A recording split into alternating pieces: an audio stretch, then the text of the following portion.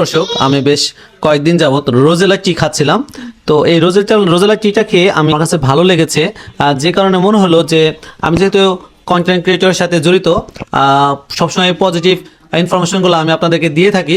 সে কারণে মনে হলো যে এই রোজেলা টিটার যদি আমি রিভিউটা না দিই তাহলে আমার দর্শকগুলো সঠিক ইনফরমেশনটা পাবে না। এই সেই রোজেলা টি যেটা আমি নিয়েছি প্যারেন্টস ফুড থেকে। এটা আমি এই যে নিজে খাচ্ছি, কালারটা অসম্ভব সুন্দর।